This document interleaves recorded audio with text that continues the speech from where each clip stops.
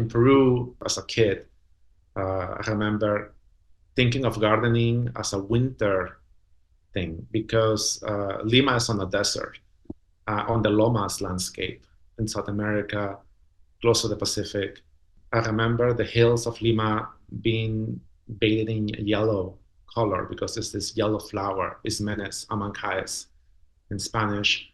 Um, and I remember seeing it from my window, from my rooftop. Before moving to, before moving back to America, my former Dutch boss, Dolph van Edinburgh, told me you must visit Bagatelle in Paris, and I did. And he told me basically that was the garden that made me a gardener, and it really touched me. And then I just went, just for curiosity, really. And boy, was he right! It was the most beautiful garden that I had seen. I arrived at the time in spring, and the rose garden was in bloom, uh, and the iris garden to this day is, to me, is my personal cathedral for gardening. I go back to it and I think of the inspiration that I get from that place. It has it has the design, the shape of the hedges, the the colors of the irises, the scent of the irises, and I really like that a lot. So that's my personal favorite bagatelle. I was a student at NYBG.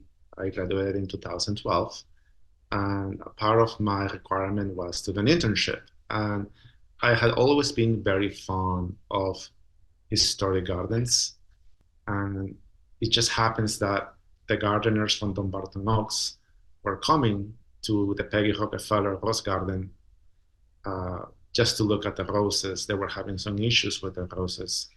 And I kind of connected the dots, and Tad Forrest actually was there, and he was very elemental in this connection. And he said, well, if you like, we could introduce you to the gardeners. And they were amazing.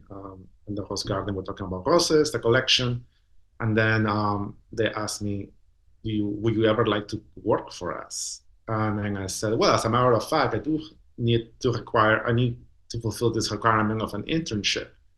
And they said, yeah, of course, you must come with us. So it was a very amazing internship. And then when I left, I came back to continue my studies at NYBG. And then when I finished, I get a phone call and they're telling me, congratulations on finishing school. When can you start?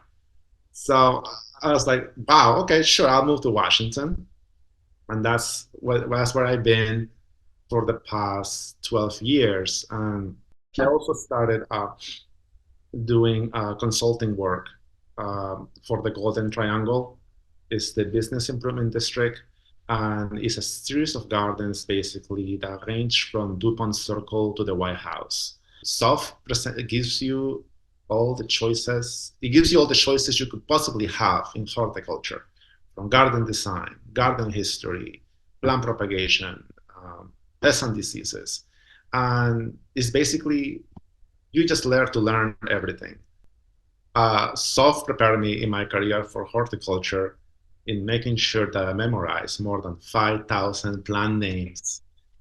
I, to this day, I tell people how many plants I learn, and their mouth just opens. And honestly, I think that you just keep learning. And I don't want to brag, but maybe I know maybe now 8,000 plant names in Latin.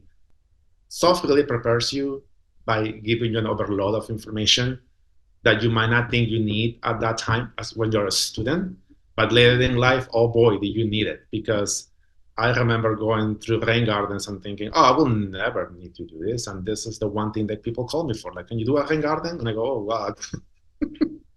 I feel that, one thing that I know now that I wish I knew earlier at SoPH is don't ever get comfortable with what you know about a plant. Uh, just always remain curious, always travel. And if you cannot get on a plane or a train, just, I don't know, just go through garden books, all garden books especially. Um, just get Jethro Jekyll books or Thomas Mawson, The Art of Garden Making, which I had to buy a second edition because I just keep going through the pages, or garden magazines. What I recommend people to do also when they travel is to bring a little journal, a little notepad, and avoid the picture.